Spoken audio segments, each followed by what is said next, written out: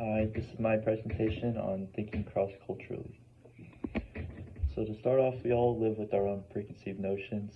We have our own biases, our own barriers or walls that we put up when interacting with different cultures, as well as our own personal values that kind of contrast with other cultures or people from other cultures.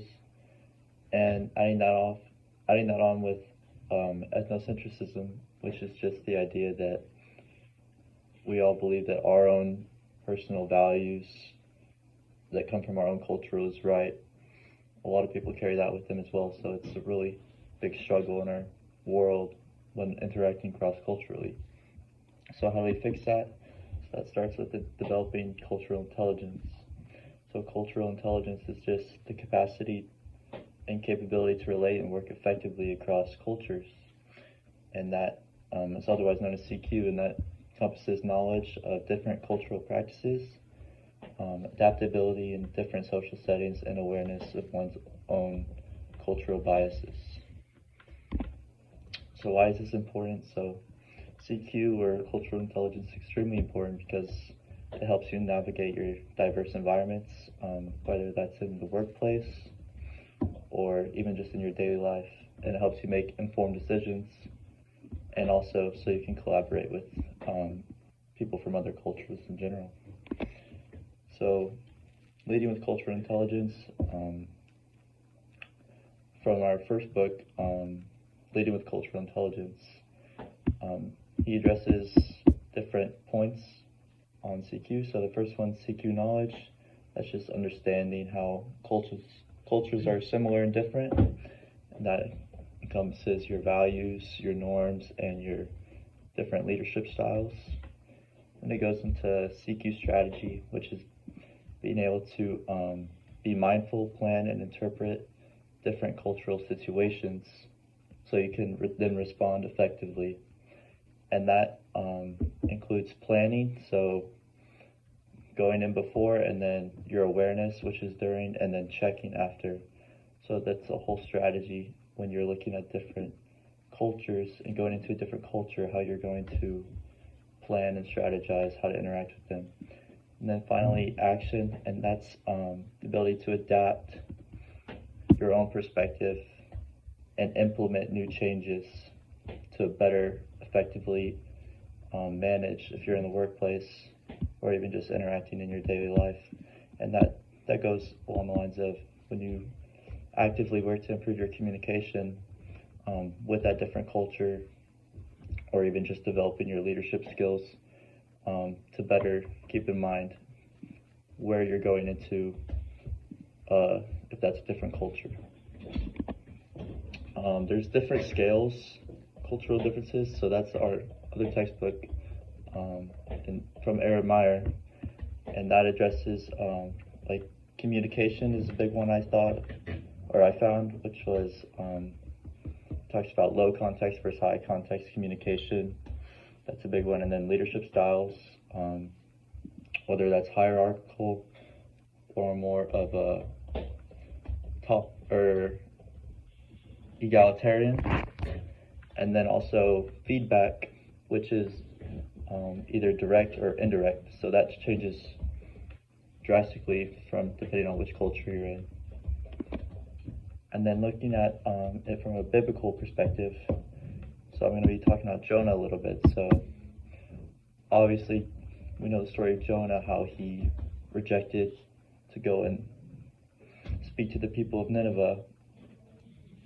So he obviously had a lack of CQ drive to understand that different culture that he didn't agree with at all, like their violent ways and all of that. And he was ignorant to learn of their different practices and their own cultural values. So that would be along the lines of not wanting to improve your CQ knowledge. But then after he got swallowed by the fish, he had to become aware and use humility. So he realized his own shortcomings and how he failed to send God's broader message to those people, even though he didn't agree with those cultures. So that would be CQ knowledge. And then also his plans to reconsider his approach when talking to the people and not being so against them, which would be planning and adapting in that CQ strategy.